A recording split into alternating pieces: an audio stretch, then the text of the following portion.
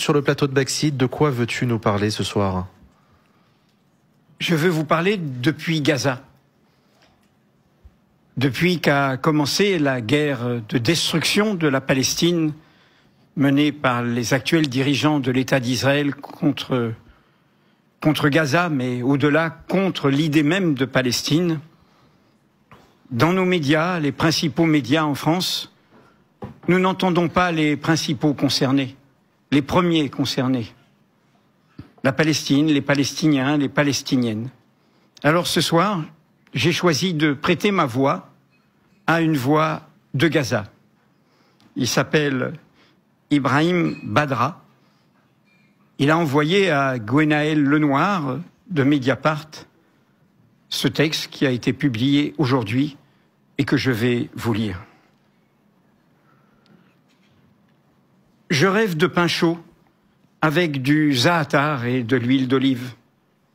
Voilà ce que m'a dit mon ami Mohamed quand il m'a rendu visite. Il n'a pas mangé de pain depuis plus de 3 mois.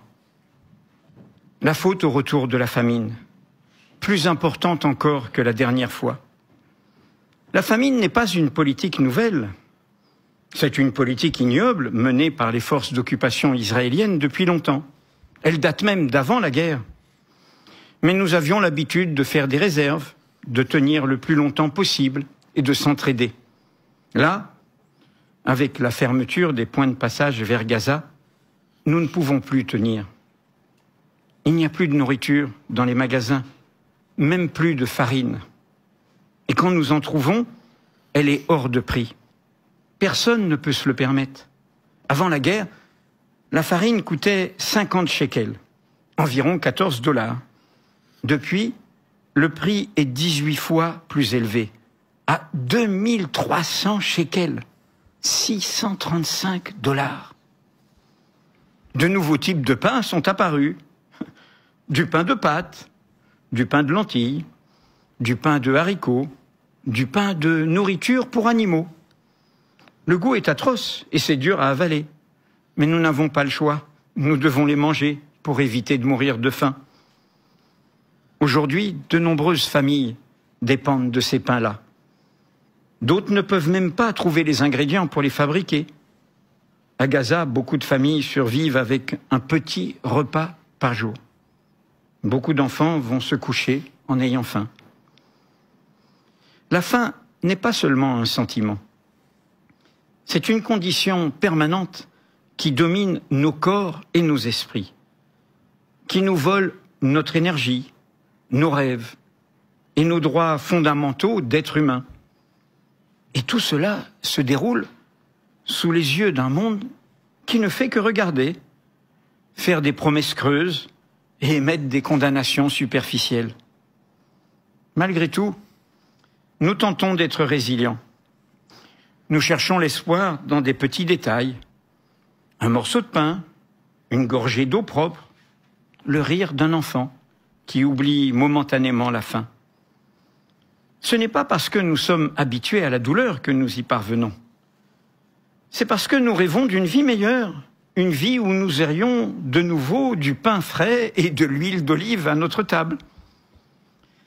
Les organisations internationales telles que l'UNRWA, l'UNICEF et le Programme alimentaire mondial font ce qu'elles peuvent, mais avec des ressources limitées, les refus d'approvisionnement et les frontières fermées. Cela ne suffit pas. Les enfants en paient le prix fort. Leur santé se détériore rapidement en raison du manque de nourriture et d'eau potable. Certains meurent de faim ou de malnutrition sévère. Ils étaient sévèrement amaigris, presque squelettiques, avec la peau très pâle et les yeux exorbités. Des âmes d'innocents qui auraient dû vivre, rêver et grandir, si seulement on avait pu leur donner une miche de pain par jour. Lorsque j'ai travaillé dans les camps de déplacés, nous allions voir les enfants. Nous regardions leurs dessins, fenêtres étroites sur leur monde fracassé et leurs rêves en suspens. La plupart de ces dessins racontaient leurs histoires. Des tentes blanches trempées par la pluie de l'hiver, des avions au-dessus de leur tête, des déplacements incessants, et des enfants apeurés, tenant la main de leur mère. C'est le dessin d'un jeune garçon qui m'a le plus frappé. D'un pinceau tremblant, il a dessiné un entrepôt rempli de sacs de farine et de paniers de nourriture, avec des gens faisant la queue. Il n'a pas dessiné des jouets, des jardins, des écoles, des maisons, mais de la farine et de la nourriture. Un repas est-il devenu un souhait plutôt qu'un moment de vie?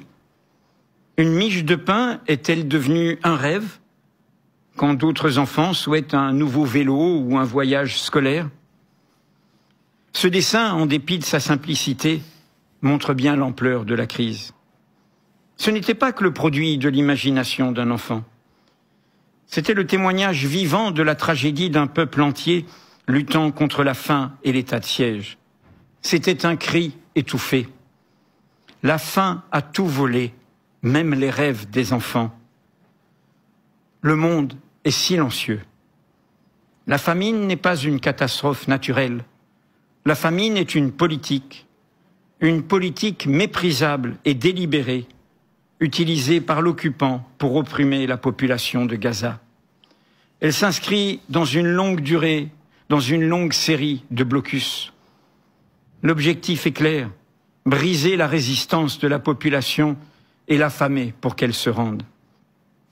Les institutions internationales multiplient les rapports et les avertissements. Mais les gouvernements regardent ou publient des communiqués vides de sens qui échouent à empêcher que les enfants meurent de faim. Les marchés sont vides, les estomacs sont vides, les gens courent après des miettes de vie pendant que le monde reste empêtré dans ses petits calculs politiques. Jamais, jamais, le monde n'avait assisté à un tel génocide et à une telle famine. Ici, à Gaza, un morceau de pain est devenu une arme. C'est signé Ibrahim Badra. Ce texte a été confié à Gwenaël Lenoir de Mediapart. Il vit à Gaza toujours. Il est journaliste et défenseur des droits humains. Il a 23 ans, il est détenteur d'un diplôme en littérature anglaise et traduction de l'Université islamique de Gaza. Il aurait dû retirer son diplôme le 7 octobre 2023. Il est né dans une famille originaire de Jaffa, réfugiée de 1948, la Nakba, installée dans le quartier de Sabra, non loin de la vieille ville de Gaza. Lui-même, à son jeune âge, a déjà connu 7 guerres, avant celle déclenchée en octobre 2023. Il y a survécu, comme il survit pour l'instant, au génocide. Ibrahim affiche des intérêts pour la traduction, la littérature, les textes politiques, l'éducation. Et son travail depuis 1 an et demi consiste à documenter la réalité des Gazaouis, plaider pour les droits humains et porter la voix des Palestiniennes.